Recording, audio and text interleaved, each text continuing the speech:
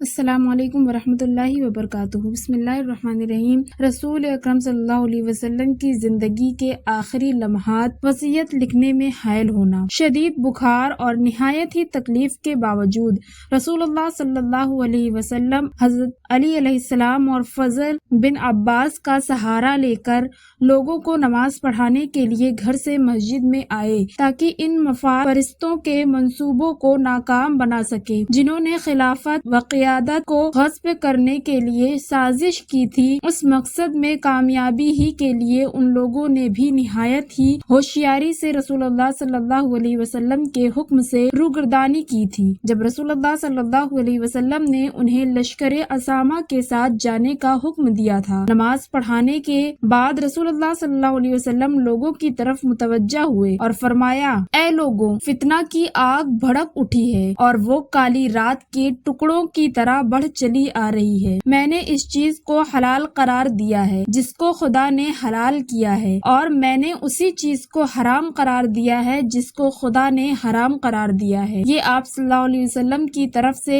ایک اور تنبیہ تھی کہ یہ لوگ آپ صلی اللہ علیہ وسلم کے حکم کی نافرمانی نہ کریں، اگرچہ ان کی نیتوں سے یہ بات آشکار تھی کہ یہ لوگ امت اسلامیہ کو مصائب میں مبتلا کریں گے، خصوصاً جب جاہل افراد اس کے سربراہ و خلیفہ بن جائیں گے۔ رسول اللہ صلی اللہ علیہ وسلم کے مرض میں شدت پیدا ہو گئی۔ صحابہ بھی آپ صلی اللہ علیہ وسلم کے گھر میں جمع ہو گئے۔ انہی لوگوں میں وہ اشخاص بھی شامل ہو گئے جنہوں نے لشکر اسامہ میں روگردانی کی تھی۔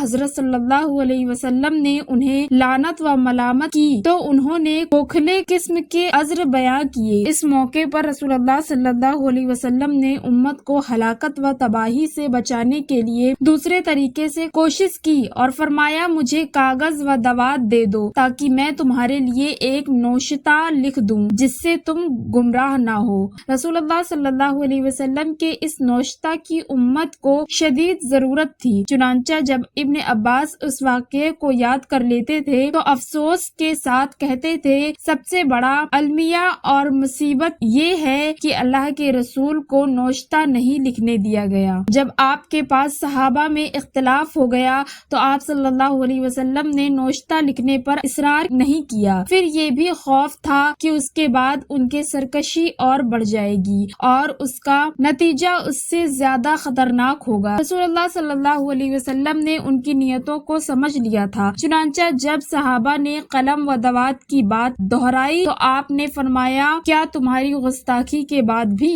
پھر آپ نے انہیں 3 وصیتیں فرمائی، لیکن تاریخ کی کتابوں میں ان میں سے 2 ہی نقل ہوئی ہے۔ وہ یہ ہے کہ مشرکین کو جزیرہ نما عرب سے نکال دیا جائے اور وفود بھیجے جائے جیسا کہ آپ بھیجتے تھے۔ علامہ سید محسن امین عاملی نے اس پر اس طرح حاشیہ لگایا ہے، جو شخص بھی غور کرے گا وہ اس بات کو بخوبی سمجھ لے گا کہ محدثین نے اسے جان بوجھ کر بیان نہیں کیا ہے، فراموشی کی وجہ سے نہیں چھوڑا ہے، سیاست نے انہیں مجبور کیا کہ وہ اسے بیان نہ کریں۔ وہ وصیت یہ تھی کہ رسول اللہ صلی اللہ علیہ وسلم نے ان سے دوات و کاغذ طلب کیا تھا تاکہ ان کے لیے ایک نوشتہ لکھ دیں۔ رنجیدہ اور غم سے نڈھال فاطمہ زہرا علیہ السلام آئیں، اپنے والد کو حسرت سے دیکھنے لگیں کہ وہ عنقریب اپنے رب سے جا ملیں گے۔ دل شکستہ حال میں باپ کے پاس بیٹھ گئیں، آنکھیں اشکبار ہیں۔ اس کے بعد نبی کریم صلی اللہ علیہ وسلم نے اپنی بیٹی کو قریب آنے کا اشارہ کیا تاکہ آپ سے کچھ گفتگو کریں۔ فاطمہ زہرا علیہ السلام جھک کر سننے لگیں۔ حضرت صلی اللہ علیہ وسلم نے ان کے کان میں کچھ کہا تو وہ رونے لگیں۔ پھر آپ صلی اللہ علیہ وسلم نے ان کے کان میں کچھ کہا تو وہ مسکرانے لگیں۔ صورتحال سے بعض حاضرین کے اندر تجسس پیدا ہو گیا۔ انہوں نے فاطمہ زہرا علیہ السلام سے دریافت کیا کہ آپ کے رونے اور پھر مسکرانے کا کیا راز ہے؟ آپ نے فرمایا میں رسول صلی اللہ علیہ وسلم کے راز کو افشا نہیں کروں گی، لیکن جب رسول صلی اللہ علیہ وسلم کی وفات کے بعد آپ سے دریافت کیا گیا تو فرمانے لگی مجھے رسول اللہ صلی اللہ علیہ وسلم نے یہ خبر دی تھی کہ ان کی وفات کا وقت قریب ہے اور اسی مرض میں آپ دنیا سے اٹھ جائیں گے۔ تو یہ سن کر میں رونے لگی۔ پھر مجھے یہ خبر دیے کہ ان کے اہل بیت میں سب سے پہلے میں ان سے ملحق ہو جاؤں گی، تو میں مسکرائی۔ رسول اللہ صلی اللہ علیہ وسلم کے آخری لمحات حیات۔ علی رضی اللہ تعالیٰ عنہ رسول اللہ صلی اللہ علیہ وسلم کے ساتھ ایسے ہی رہتے تھے جیسے ایک انسان کے ساتھ سایہ رہتا ہے۔ زندگی کے آخری لمحات میں بھی آپ علیہ السلام ان کے ساتھ ہی تھے۔ حضرت صلی اللہ علیہ وسلم انہیں تعلیم دیتے، اپنا راز بتاتے اور وصیت کرتے تھے۔ آخری وقت میں رسول اللہ صلی اللہ علیہ وسلم نے فرمایا میرے بھائی کو میرے پاس بلاؤ۔ علی رضی اللہ تعالیٰ عنہ رسول صلی اللہ علیہ وسلم نے کہیں کام سے بھیجا تھا۔ بعض مسلمان آپ کی خدمت میں حاضر ہوئے، لیکن رسول اللہ صلی اللہ علیہ وسلم نے انہیں کوئی اہمیت نہیں دی۔ کچھ دیر بعد علی رضی اللہ تعالیٰ عنہ بھی آ گئے تو رسول اللہ صلی اللہ علیہ وسلم نے فرمایا مجھ سے قریب ہو جاؤ۔ علی رضی اللہ تعالیٰ عنہ آپ سے قریب ہو گئے۔ حضرت صلی اللہ علیہ وسلم علی کے سہارے بیٹھ گئے اور ان سے باتیں کرتے رہے، یہاں تک کہ آپ پر اعتذار کے آثار ظاہر ہو گئے اور رسول نے حضرت علی کے گود میں وفات پائی۔ اس بات کو خود حضرت علی رضی اللہ تعالیٰ عنہ نے اپنے ایک مشہور خطبہ میں بیان فرمایا ہے۔ آخری وقت میں رسول صلی اللہ علیہ وسلم کے پاس علی ابن ابی طالب، بنی ہاشم اور ازواج کے علامہ اور کوئی نہیں تھا۔ آپ کے فراق میں آپ کے گھر سے بلند ہونے والی آہ و بکا کی آواز سے آپ کی وفات کی خبر سب کو ہو گئی تھی۔ سرور کائنات کے غم میں دل پاش پاش تھے۔ دیکھتے ہی دیکھتے مدینہ بھر میں آپ صلی اللہ علیہ وسلم کی وفات کی خبر پھیل گئی۔ سبھی پر غم و عالم کی کیفیت طاری تھی۔ اگرچہ رسول صلی اللہ علیہ وسلم نے اس حادثے کے لیے انہیں آمادہ کر دیا تھا اور متعدد بار اپنے انتقال کی خبر دے چکے تھے اور امت کو یہ وصیت کر چکے تھے کہ وہ آپ صلی اللہ علیہ وسلم کے بعد آپ کے خلیفہ علی بن ابی طالب کے اطاعت کریں۔ یقیناً آپ صلی اللہ علیہ وسلم کی وفات ایک بہت بڑا سانحہ تھا جس سے مسلمانوں کے دل دہل گئے تھے۔ مدینہ پر ایک اضطرابی کیفیت طاری تھی۔ رسول صلی اللہ علیہ وسلم کے گھر کے اطراف میں جمع افراد عمر بن خطاب کی بات سے حیرت زدہ تھے۔ وہ تلوار سے لوگوں کو ڈراتے ہوئے کہہ رہے تھے، منافقین میں سے بعض لوگوں کا یہ گمان ہے کہ اللہ کا رسول انتقال کر گئے ہیں، خدا کی قسم وہ مرے نہیں ہیں، ہاں وہ موسیٰ بن عمران کی طرح اپنے رب کے پاس چلے گئے ہیں۔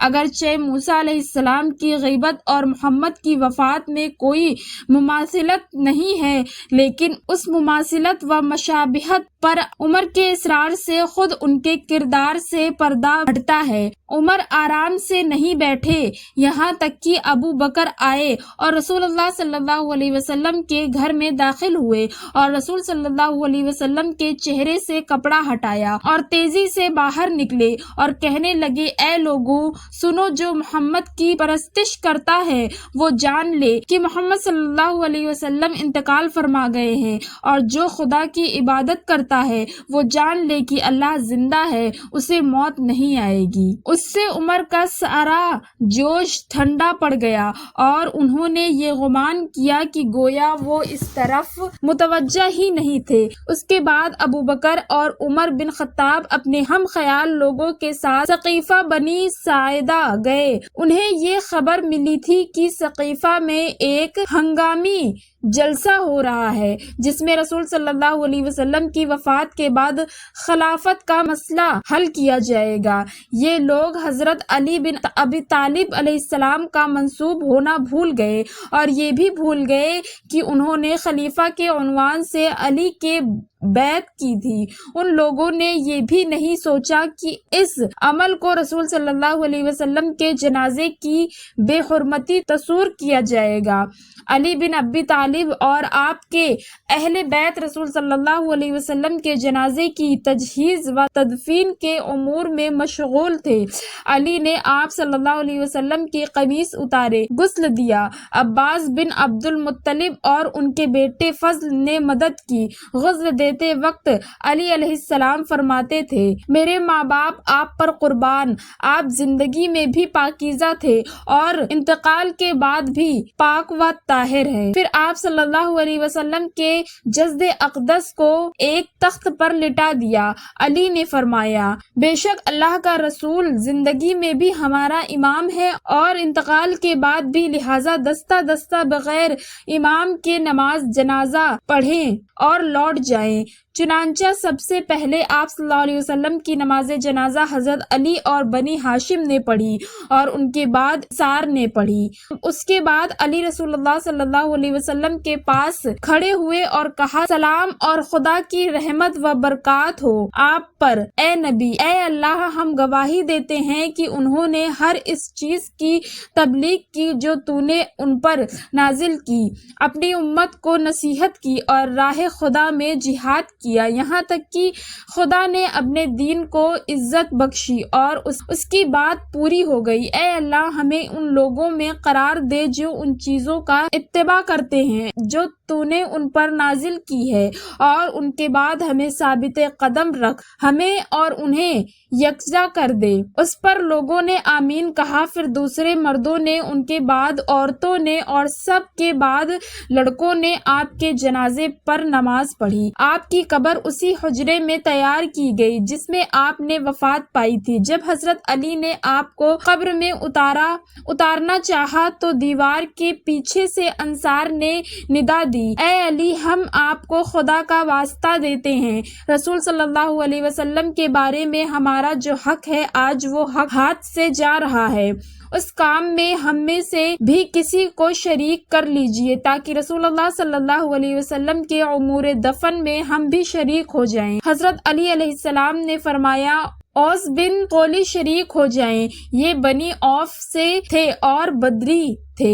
علی علیہ السلام قبر میں اترے، رسول صلی اللہ علیہ وسلم کے چہرے کو کھولا، آپ کے رخسار کو خاک پر رکھا اور قبر کو بند کر دیا۔ رسول صلی اللہ علیہ وسلم کے دفن اور نماز جنازہ میں وہ صحابہ شریک نہیں ہوئے جو سقیفہ چلے گئے تھے۔ اے اللہ کے رسول صلی اللہ علیہ وسلم، آپ پر سلام ہو، جس دن آپ پیدا ہوئے، جس دن وفات پائی اور جس دن زندہ اٹھائے جائیں گے۔